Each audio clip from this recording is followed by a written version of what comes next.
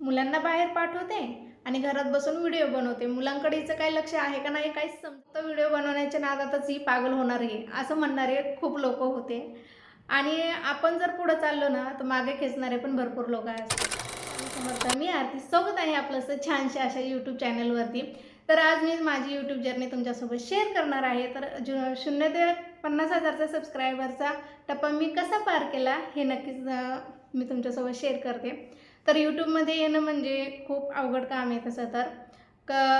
Channel चालू करायचं म्हणलं तर आधीच विचार येतो की व्ह्यूज येतील का आपल्याला, त्याच्यातून काहीतरी होईल का, असं भरपूर जणांना विचार येतो. आणि मनात तर खूप राहतं की आपण चला चॅनल चालू करूया यूट्यूबचं, असं मनात खूप वाटतं बरं का.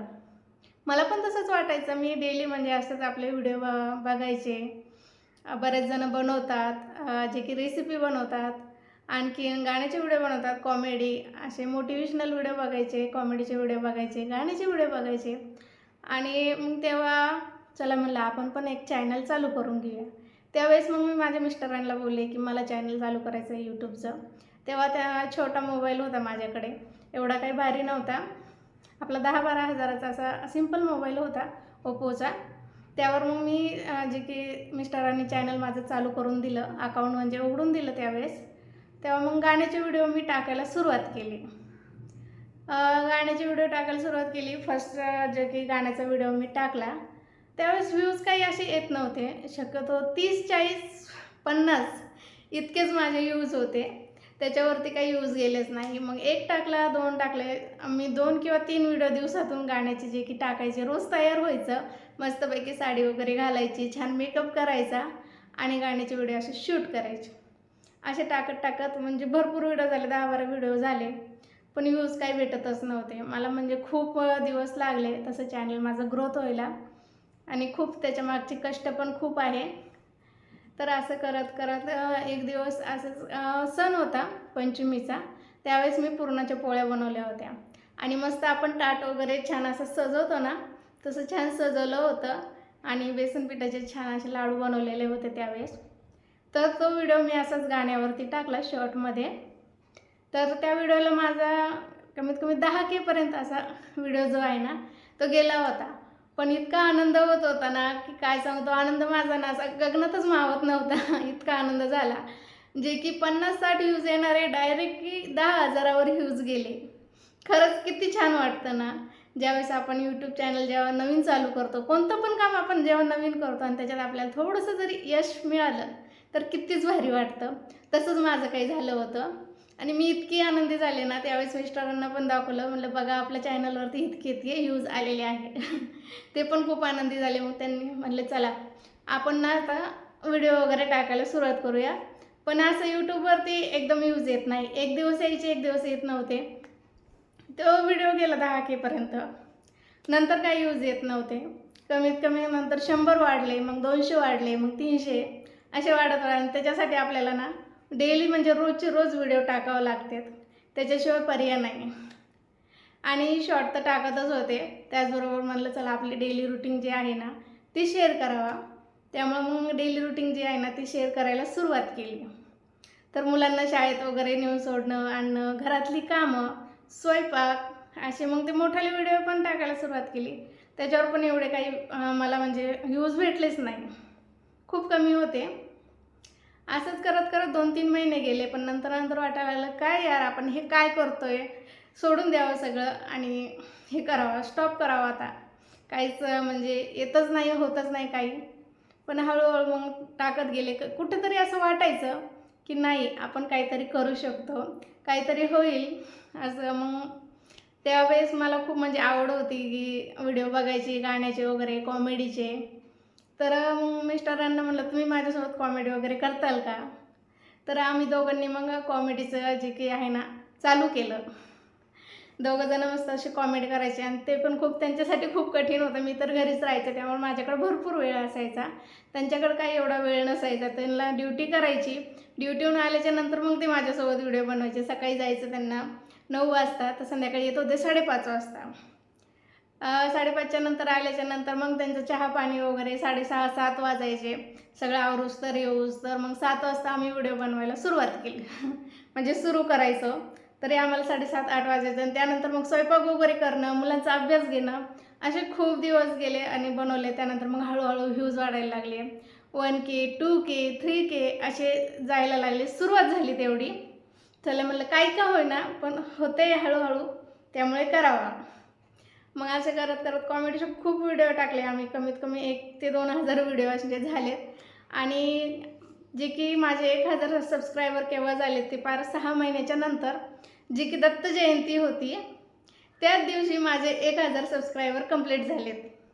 दत्त जयंतीच्या दिवशी डिसेंबर महिन्यामध्ये मी चॅनल चालू केलं तर ऑगस्ट महिन्याच्या म्हणजे आधीच थोडंसं जून महिन्यामध्ये चॅनल चालू केलं तर शेवटच्या तारखेमध्ये असंच 30 किंवा 31 तारखेला. त्यामुळे 6 महिन्यामध्ये ते गेले. त्याच्यानंतर चॅनल हे झाले 1,000 सबस्क्रायबर झाले. चॅनल काही मॉनिटाईज झालेलं नव्हतं. 1,000 सबस्क्रायबर झाले. म्हणलं चला ठीक आहे आपण असं कंटिन्यू ठेवू या, रोज बनवू, बघू काय होतं. तर त्यानंतर मग 6 महिन्याच्या नंतर परत मग आता 1 वर्षाच्या आत हा यूट्यूबचा कॅटेगरी असतो ना तो पूर्ण करावा लागतो, जे की 1,000 सबस्क्रायबर आणि 4,000 घंटे वॉच टाईम. मग जानेवारीचा महिना पूर्ण केला. आता वाटलं काय करावं आपले एवढं म्हणजे वॉच टाईम का खूप कमी होता माझा. कमीत कमी 1,000-1,500 असा झाला असेल. व्ह्यूज काही भेटत नव्हते त्यावेळेस पण एवढे. त्यामुळे म्हटलं चला आपण आता लाईव्ह चालू करूया. त्यामुळे लाईव्ह चालू केलं. आणि लाईव्ह चालू केल्याच्या नंतर मग सुरुवातीला तर कोणत्याच याला व्ह्यूज येत नाही. लाईव्हला पण एवढे व्ह्यूज येत नव्हते. तर मग हळूहळू जे की आम्ही सकाळी दुपारी घ्यायचो, 2 वाजता लाईव्ह करायचं चालू. 1-1.5 तास बसायचो. 2 ते 3 किंवा 3:30पर्यंत असं थांबायचो. त्यावेळेस मग हळूहळू सबस्क्रायबर वाढायला लागले, ग्रोथ व्हायला लागली चॅनलची. आणि परत संध्याकाळी पण आहे ना 9च्या नंतर परत लाईव्ह चालू करायचं. खूप कष्ट घेतले त्याच्यासाठी पण. आणि 9 समजा 9-10 वाजता असं लाईव्ह चालू करायचं आणि परत मग 11-11:30 वाजता असं बंद करायचं. मग त्यावेळेस आपले सबस्क्रायबर मंडळी जे आहेत खूप जण आमच्यासोबत जोडले गेले आणि इतके प्रेमळ होते ना सगळेजण, खूप प्रेमाने बोलायचे आणि सगळे काळजी करायचे. खूप म्हणजे इतकं भारी वाटायचं ना त्यावेळेस. सगळ्यांची विचारपूस करणं, त्यांच्यासोबत गप्पा मारणं असंच होतं. आणि हळूहळू जे की लाईव्ह पण आम्ही बरेच 6-7 महिने लाईव्ह घेतलं, जे की हे 6 महिने आणि ते 6 महिने म्हणजे 12 महिन्यात आपल्याला चॅनल जे आहे ना ते मॉनिटाईज करावं लागतं. तर लाईव्हमुळे आमचं चॅनल जे आहे ना ते मॉनिटाईज झालं. आणि रील वगैरे तर चालूच होतं टाकणं. शॉर्ट व्हिडिओ जे आहे ना ते कॉमेडी कंटेंट आम्ही करायचो, तर ते चालूच होतं त्यावेळेस. मग ते टाकायचो.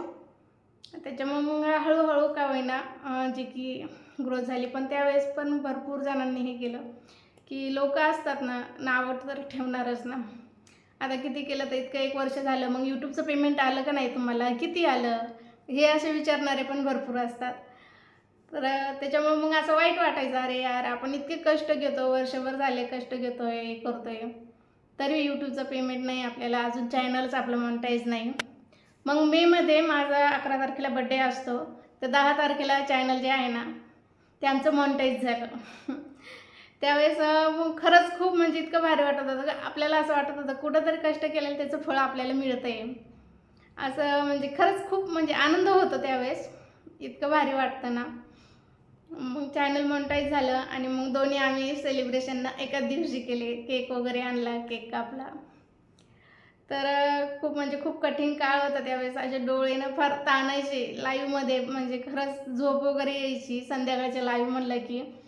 आणि कंटिन्यू म्हणजे कमेंट वगैरे ते लाईव्ह म्हणलं की वाचावं लागेल. तुम्हाला तर बऱ्याच जणांना माहिती असेल, जे कोणी लाईव्ह घेत असेल त्यांना कमेंट जे असतात ना एकदम बारीक अक्षरात येतात. आपण लाईव्ह चालू केल्यावरती मग ते कंटिन्यू वाचायच्या, मग त्यांच्यासोबत गप्पा मारायच्या आणि प्रत्येकाला जे की हे करावंच लागतं, कमेंटचं उत्तर द्यावंच लागतं.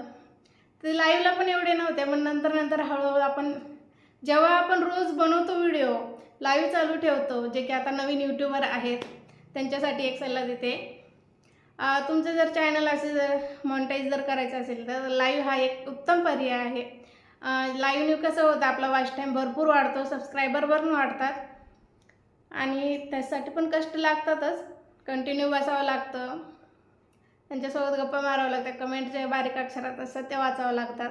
पण यांनी पण माझ्यासोबत, माझ्या मिस्टरांनी पण खूप साथ दिली. त्यांचा सपोर्ट खूप होता मला. त्यांचं असं काहीच नव्हतं, तू हे कर ते कर, काहीच नव्हतं असं. ते म्हणायचे तुला जे करायचं ते कर. आणि त्यानंतर मग मला यांनी छान असा मोबाईल घेऊन दिला, जो की माझ्याकडे आहे ओप्पोचा. ओप्पो 11चा मोबाईल आहे. क्लॅरिटी वगैरे नव्हती त्या फोनला एवढी. आणि हा मोबाईल माझा 27 मेला आमची ॲनिव्हर्सरी असती, त्यावेळेस त्यांनी गिफ्ट केला. चला म्हटलं आता यूज वगैरे येत आहेत, आपण कंटेंट बनवतो आहे, तर त्याच्यासाठी पण छान असा मोबाईल तर पाहिजेच ना. त्यावेळेस त्यांनी मग माझ्यासाठी हा मोबाईल घेऊन दिला. तो पण आज बराच महाग गेला त्यावेळेस. आणि मग नंतर हळूहळू बनवायला सुरुवात केली आम्ही. खरंच माझ्यासोबत ना स्वामींचा खूप आशीर्वाद आहे. दत्त जयंतीच्या दिवशी छान असे माझे 1000 सबस्क्रायबर झाले. आणि मग आम्ही नंतर जे की छोटं स्टँड होतं माझ्याकडे, त्याच्यावर आम्ही जे की व्हिडिओ वगैरे बनवायचो, कधी हातात मोबाईल घेऊन बनवायचो, कॉमेडीचे गाण्याचे असे व्हिडिओ टाकायचो, कधी मिनी ब्लॉग टाकायचो छोटे छोटे. पण मिनी ब्लॉगला एवढा काही म्हणजे रिस्पॉन्स भेटला नाही आम्हाला. पण मग असं माझा विचार चालला आहे आता की मिनी ब्लॉग पण सुरुवात करूया. तर तुमचा सपोर्ट असेल तर नक्कीच आपण सुरुवात करूया. कमेंट नक्कीच सांगा कमेंटमध्ये. सबस्क्राईब करा.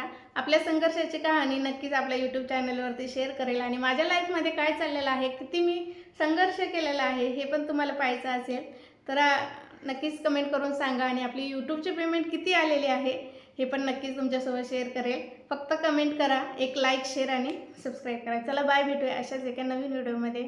Bye bye. श्री स्वामी समर्थ सर्वांना.